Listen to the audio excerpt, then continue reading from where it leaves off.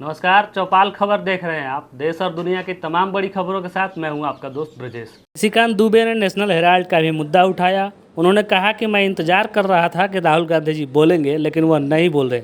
हो सकता है उन्होंने तैयारी नहीं की हो या देर से उठे होंगे। उन्होंने स्पीकर को संबोधित करते हुए कहा कि यह अविश्वास प्रस्ताव लाया गया है। यह प्रस्ताव आखिर क्यों लाया गया है? सोनिया जी यहाँ बैठी हैं, लेकिन वह भारतीय नारी की तरह सिर्फ 2 काम करना चाहती हैं। निशिकांत दुबे ने कहा कि सोनिया जी को सिर्फ अपने बेटे और दामाद की ही चिंता है। निशिकांत दुबे ने कांग्रेस पर पलटवार करते हुए कहा कि आप क्या हमें पाठ पढ़ा रहे हैं? मैं तो खुद मणिपुर के इतिहास का भुक्तभोगी हूँ। मेरे मामा एनके तिवारी मणिपुर में अपना पैर गंवा चुके हैं।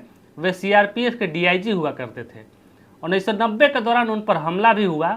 मेरे मामा वही अफसर थे जिनकी कश्मीर में बहादुरी के बारे में किताबों में लिखा गया, लेकिन जब वही मणिपुर में आईजी बनकर आए तो आपकी सरकार ने उनको गिरफ्तार कर लिया।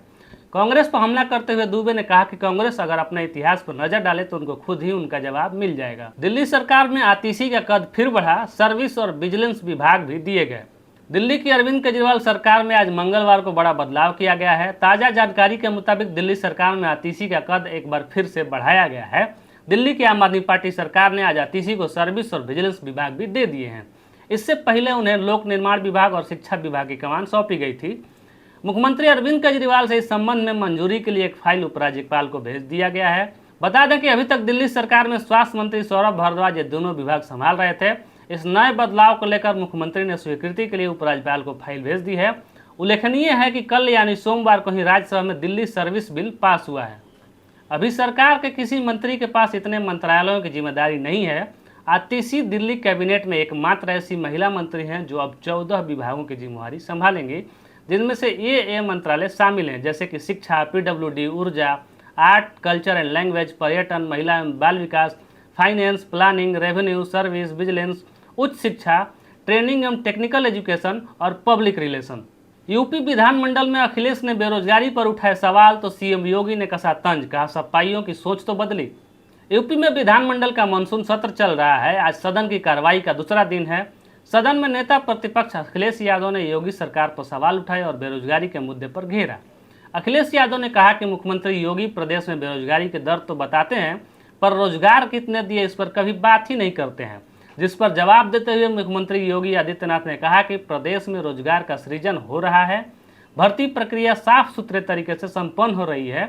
आज प्रदेश की बेरोजगारी दर 19% से घटकर 3 से 4% ही हो गई है। एक अन्य सवाल में अखिलेश यादव ने पूछा कि मुख्यमंत्री योगी बताएं कि प्रदेश में 2017 से 22 तक 15 वर्ष की आयु वर्ग के बच्चों की संख्या में कितनी बढ़त हुई है और सरकार आने वाले समय में इन बच्चों की रोजगार के लिए क्या सोच रही है। इस पर मुख्यमंत्री योगी आदित्यनाथ ने जवाब दिया कि मुझे खुशी है कि समाजवादियों की सोच में इतना बदलाव हुआ है कि अब वो जनसंख्या की बात कर रहे हैं, जिसे नियंत्रित करने के लिए ही समान कानून लाने की बात की जा रही है। इसी बहाने योगी ने इशारों में समान नागरिक संहिता का जिक्र भी कर दिया। वहीं सदन की कार्रवाई प्रारंभ होते ही विधान परिषद में हंगामा हो गया। सपा सदस्यों ने बेल में आकर नारेबाजी शुरू कर दी और फिर सदन से वॉकआउट कर लिया। स्कूल टाइम के बाद जाति आधारित गणना का काम करेंगे शिक्षक। बिहार सरकार के शिक्षा विभाग के प्रधान सचिव के पाठक का आया है नया फरमान। शिक्षा विभाग में अपर मुख्य सचिव के पद पर तैनात होने के बाद से ही के पाठक एक के बाद एक फरमान जारी कर रहे हैं। के पाठक की तरफ से जारी होने वाला आदेश इन दिनों काफ़ी सुर्खियों में है। अब उन्होंने शिक्षकों के लिए एक और नया फरमान जारी कर दिया है। इसको लेकर शिक्षा विभाग के एसीएस के पाठक ने मंगलवार को डीएम को पत्र लिखा है। दरअसल के पाठक ने पिछले दिनों एक आदेश जारी करते हुए कहा था कि जातीय गणना के अलावा शिक्षकों की ड्यूटी अन्य किसी गैर शैक्षणिक कार्य में नहीं लगाई जाए। गैर शैक्षणिक कार्य में शिक्षकों को लगाने से स्कूलों में बच्चों की पढ़ाई प्रभावित हो रही है। के पाठक ने शिक्षकों के ट्रेनर बनाने पर भी रोक लगा दी है। अब शिक्षा विभाग के अपर मुख्य सचिव के पाठक ने नया आदेश जारी किया है। के पाठक ने राज्य के सभी डीएम को पत्र लिखकर कहा है कि बिहार में जाति आधारित गणना का कार्य लगभग पूरा हो चुका है। सिर्फ डाटा एंट्री का काम जो है वो बचा हुआ है। ऐसे में स्कूल अवधि के बाद ही शिक्षकों को जातिगत गणना की ड्यूटी लगाई जाए ताकि बच्चों की पढ़ाई बाधित न हो। बता दें कि जाति आधारित गणना का काम अंतिम चरण में है।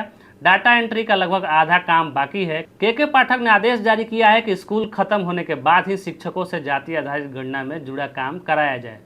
यूट्यूबर मनीष कश्यप की आज यानी मंगलवार को पटना के सिविल कोर्ट में पेशी हुई। आर्थिक अपराध इकाई ने मनीष कश्यप के खिलाफ 4 मुकदमे दर्ज किए थे, जिसमें से 2 मामलों में आज पेशी होनी है। पहला मामला तमिलनाडु में बिहारी मजदूरों की पिटाई का फर्जी वीडियो वायरल करने का मामला है, तो दूसरा मामला राष्ट्रपिता महात्मा गांधी के ऊपर अपमानजनक शब्द कहे जाने को लेकर वायरल वीडियो से जुड़ा हुआ है। मनीष आज पटना सिविल कोर्ट के जज मनोरंजन कुमार झा के सामने पेश हुए। आपको बता दें कि यह मामला सोशल वर्कर निशांत वर्मा के द्वारा ईओयू में 24 मई को दर्ज की गई थी। बीते सोमवार को तमिलनाडु पुलिस मनीष कश्यप को बिहार लेकर पहुंची थी। इसके बाद बेतिया के व्यवहार न्यायालय में भाजपा विधायक से रंगदारी मांगने और एक बैंक मैनेजर से अभद्रता के मामले में मनीष को कोर्ट में पेश किया गया था। फिर सोमवार की शाम मनीष कश्यप को बेतिया से पटना के बेउर जेल में लाया गया, जहां रात भर मनीष कश्यप को बेउर जेल में ही रखा गया। मंगलवार की सुबह 11 बजे मनीष कश्यप को पटना के सिविल कोर्ट में लाया गया। कोर्ट के बाहर मनीष कश्यप के हजारों समर्थक पहुंचे हुए थे, जो मनीष कश्यप जिंदाबाद के नारे लगा रहे थे। ऐसे ही तमाम छोटी बड़ी खबरों के साथ आप बने रहिए हमारे साथ। बहुत बहुत धन्यवाद।